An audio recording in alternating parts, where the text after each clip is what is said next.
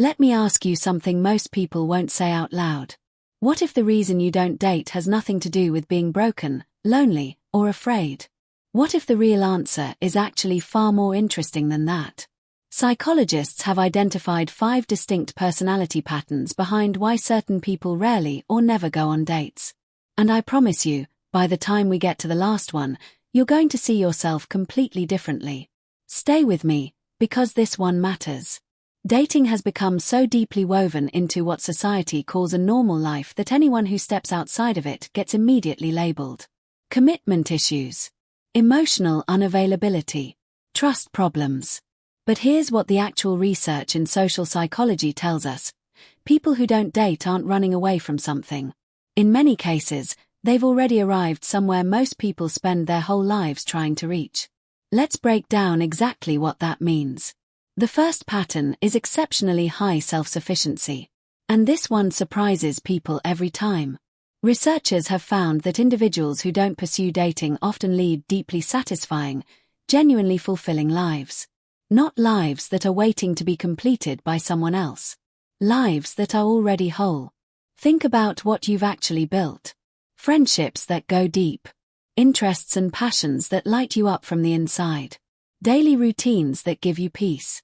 A sense of self that doesn't need anyone else's approval to feel solid. Dating, for someone like this, isn't a missing piece of the puzzle.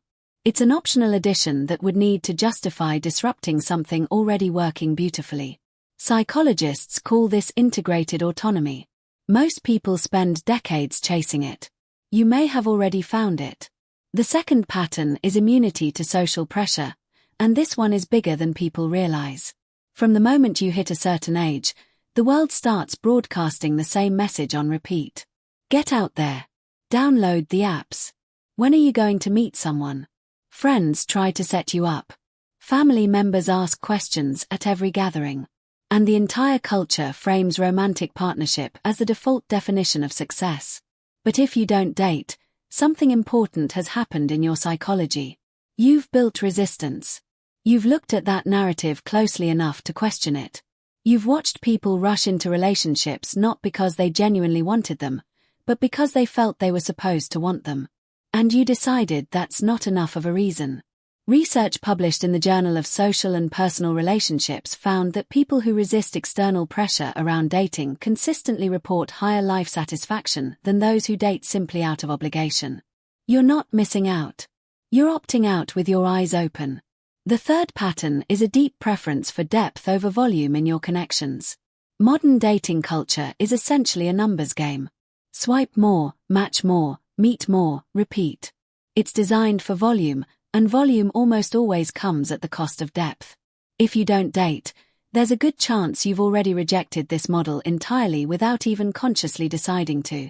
You would rather have 2 or 3 relationships that genuinely mean something than fill a calendar with first dates that go nowhere.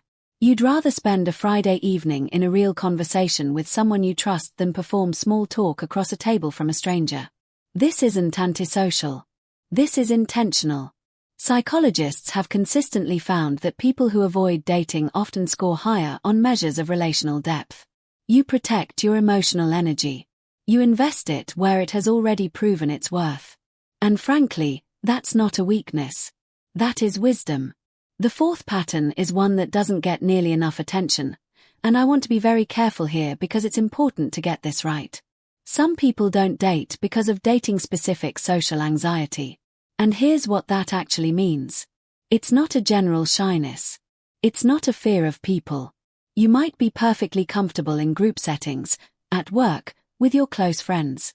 But the structure of a date, 2 people sitting across from each other with the sole purpose of evaluating each other, that specific dynamic can feel completely paralyzing. What do you say first? What if the silence stretches too long? What if you come across as boring or awkward? What if they're judging every word you say?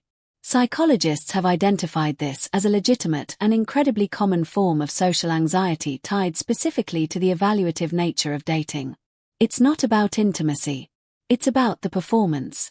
Research links it strongly to perfectionism and to past experiences where you felt scrutinized or dismissed. The key thing to understand is this: it is not a character flaw. It is a psychological pattern. And it's one that some people work through gradually with practice, while others simply choose a different path, meeting people organically through shared interests, where the pressure never existed in the first place. Both are valid. The fifth and final pattern is perhaps the most powerful of all. You have redefined what fulfillment actually looks like for you personally. Society has one story it tells over and over. Romantic love is the peak of human experience. Find your person, and everything else falls into place. But if you don't date, there's a strong chance you've quietly discovered that story simply isn't true for you. Maybe what genuinely moves you is your work, the kind that challenges you and gives you a sense of purpose. Maybe it's creative projects, travel, deep intellectual curiosity, or the particular quality of silence you get when you're alone and thinking clearly. Maybe it's the kind of friendships that most people don't even know exist because they stopped investing in them once they found a partner. You're not avoiding romance because something went wrong. You're living fully on your own terms. Research on subjective well-being shows consistently that people who define fulfillment according to their own internal values, rather than inherited social scripts, report significantly higher overall happiness. You are not living half a life. You are living a complete one that simply doesn't follow the standard template. So here's where we land. If you rarely or never go on dates, you likely belong to one or more of these 5 patterns. Integrated self-sufficiency, resistance to social pressure, a preference for depth in connection, dating-specific social anxiety, or a personally defined sense of what makes life meaningful. And here's the distinction that matters most. Some of these are conscious choices worth embracing. Some are challenges worth examining honestly. Knowing which one is yours is the first step to deciding what, if anything, you actually want to change. That clarity is worth more than any first date.